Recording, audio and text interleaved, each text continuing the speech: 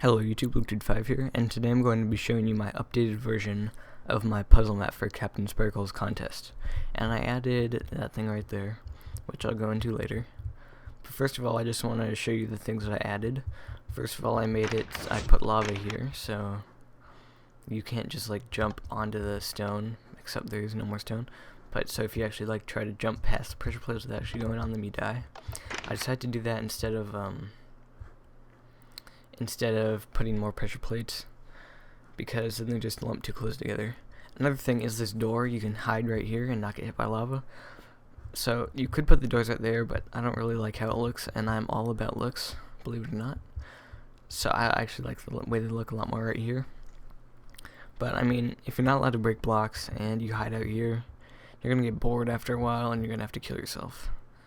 So another thing is, the lava actually does not destroy pressure plates. It's kind of hard to show you because you can't see anything at all, but the pressure plates are not destroyed. It just doesn't go down onto them. That's what she said. But anyway, I'm gonna reset this. So that's basically all that's new with this. Another thing I added is this maze. So I know, really original, right? But there's pistons over there, and I'm sure this probably has been done already, changing maze, but I'm gonna get rid of that. Changing maze, but basically this maze has it basically tells you how to get through that if you want to take the time to do it. And of course it could be made bigger, and it only has one clue in it now, but the clues are gonna just say R or L for right or left, and you're gonna have to figure out what that means. And it's not going to say the pressure plate, so say you find all four signs and you know the letters R, R, L, L. So you know 2 right and 2 left. So then you'll have to figure out by trial and error. But anyway, the thing is, when you go through here, you step on this pressure plate, which is designed to kind of blend in so you don't even know you're doing it. So you step on that pressure plate, and that resets all the pistons in the maze. Of course, in this maze prototype, there's only 4 pistons in 2 sets. So you go through here, and this pressure plate does not blend in at all. But I mean, let me turn the smooth lighting off. See, whoa, it looks weird. It blends in a lot more.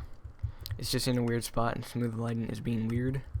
But usually that would blend in, and you don't even know. And the pressure plates open over here, and the door closes, so you can't go back out if you tried to go back out.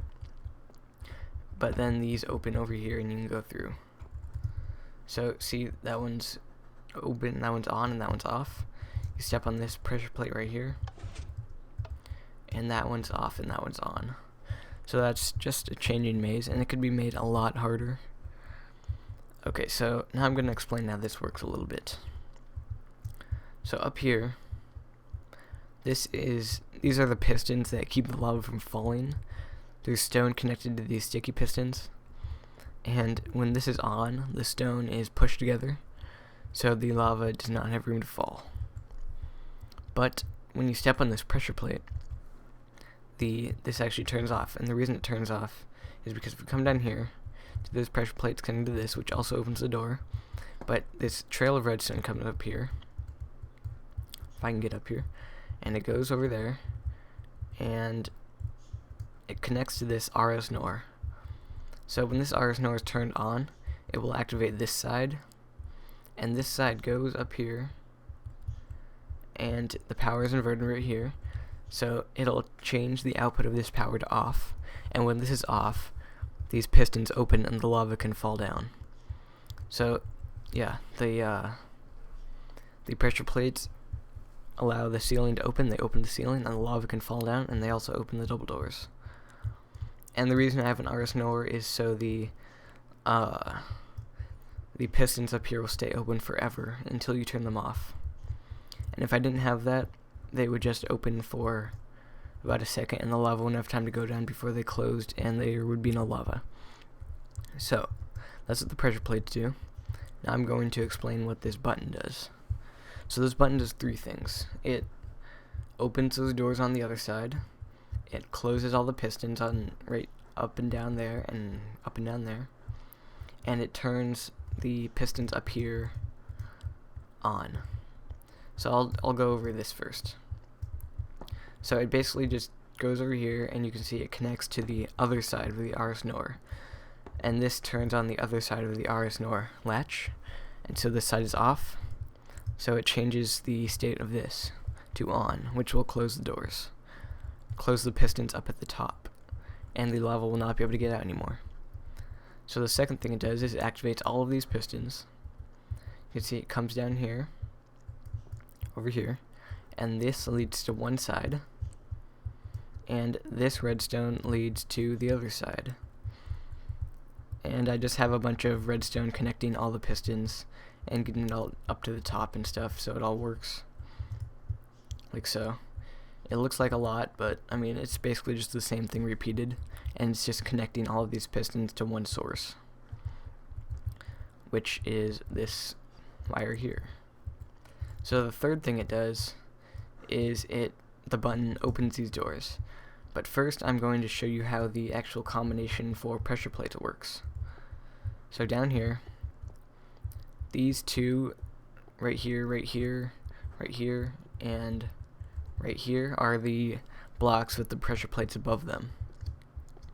So you put redstone on the places where you don't want the player to step. Or, I mean, you put redstone on the places where you want the player to step if you want to close the door.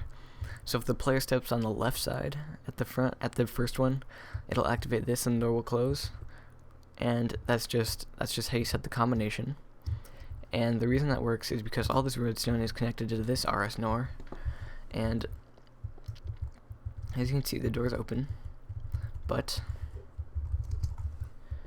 if this RS NOR is activated by any of these pressure plates being stepped on, which activates the redstone, it will turn this side of the RS NOR on, which in turn will change the output of this torch to off, and it'll change the state of the door, so it'll change it from open to closed. And that's if you step on any of the wrong pressure plates. And the third thing the button does is it activates the other side of this RS NOR. So if you press the button, it activates this side, and it changes the output of the doors to open. So you can see, just activates everything.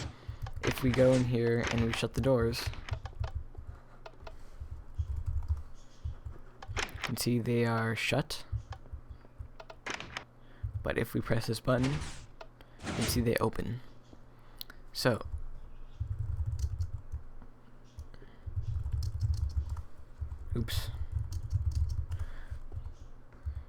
So that's how this works. I hope I explained it good enough. And this is just a little maze. It can be made bigger with clues in it on how to actually get through there. And that would like, if it got into the final map, it would be, you'd probably have, say, like 10 pressure plates or something. So you can just either make them guess, or you can have some sort of clues to help people. Anyway,